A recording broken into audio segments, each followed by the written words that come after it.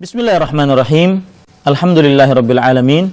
Wa sallallahu wa sallama wa baraka ala abdihi wa rasulihi nabiyina Muhammad wa ala alihi wa sahbihi ajma'in. Amma ba'du. Apa kabar para pemirsa sekalian dirahmati oleh Allah Subhanahu wa taala? Ditipu dunia. Itulah tema kajian kita. Orang-orang yang ditipu dunia adalah satu, gara-gara dunia dia lalai dari berzikir kepada Allah. Dua, gara-gara perniagaan, jual beli, dia lalai mendirikan sholat. Dan kita tahu arti mendirikan bukan hanya sekedar mengerjakan. Yang ketiga, gara-gara sibuk dengan dunia, harta, kemilaunya, perhiasan, maka dia tidak mau membayar zakat.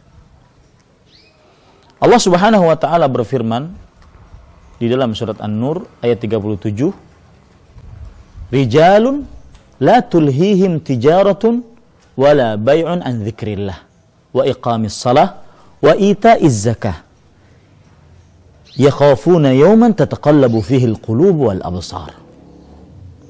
Orang-orang yang perniagaan dan jual beli mereka tidak melalaikan mereka dari berzikir kepada Allah, mendirikan sholat, membayar zakat. Mereka takut suatu hari yang hari tersebut hati-hati dan penglihatan akan berbolak-balik. Saking gentingnya dan dahsyatnya hari kiamat. Para pemirsa yang dirahmati oleh Allah Subhanahu wa taala, bagaimana cara agar tidak ditipu dunia?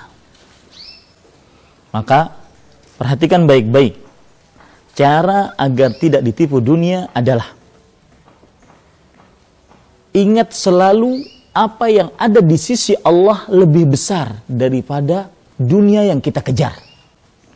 Dunia yang kita cari-cari.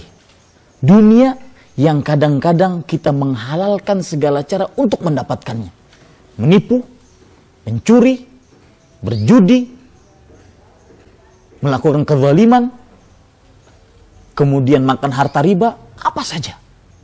Maka kapan orang tertipu dunia? Kapan seseorang menghalalkan segala cara untuk mengaris dunia? Maka obatnya adalah ingat yang di sisi Allah lebih besar. Yang di sisi Allah nikmat, pahala, kenikmatan, apa saja yang ada di surga lebih besar daripada hanya dunia. Para pemirsa, apa dalil yang menunjukkan akan hal ini? Lihat surah Al-Anfal ayat 28.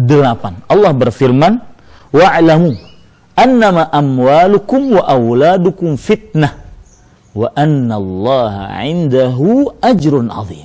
Ketahuilah bahwasanya harta dan anak-anak kalian adalah ujian. Kapan kita teruji dengan harta? Akhirnya melalaikan sholat, tidak berzikir, tidak bayar zakat, lupa akhirat, maka ketahuilah di sisi Allah ganjaran yang besar. Dan Allah ulangi ayat ini di dalam beberapa surat yang lain. Seperti dalam surat At-Taubah ayat 22, khalidina fiha abadan innallaha 'indahu ajrun 'azim. Artinya Allah mereka kekal di dalamnya selamanya. Sesungguhnya di sisi Allah pahala yang besar.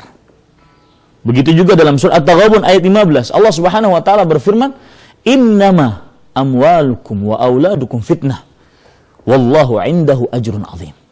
Sesungguhnya harta anak-anak kalian hanyalah fitnah, ujian. Maka Allah di sisinya ganjaran yang lebih besar. Ingat, kapan Anda tertipu dengan dunia, kapan Anda melalaikan sholat, berzikir kepada Allah, tidak mau bayar zakat gara-gara dunia, ingatlah, di sisi Allah pahala yang sangat besar. Ketika ada hayya 'alas salah, hayya 'alal falah, memanggil salat untuk mengerjakan sholat berjamaah, ada dua pilihan di hadapan kita. Dunia kah? Sholat berjamaah kah? Maka pilihlah sholat berjamaah. Karena di sisi Allah, ganjaran yang lebih besar.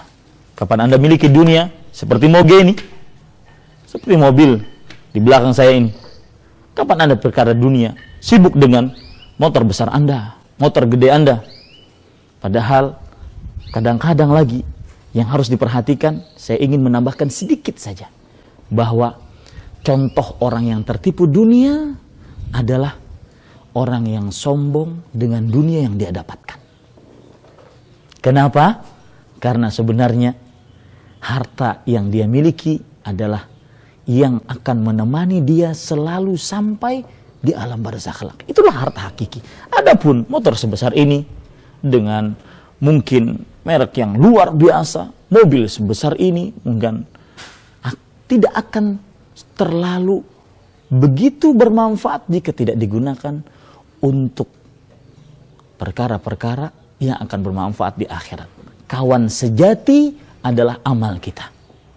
Adapun sekedar harta hanyalah menemani saat di dunia, maka ketika dia meninggal, dia mengatakan, pertemananku denganmu hanya cukup sini.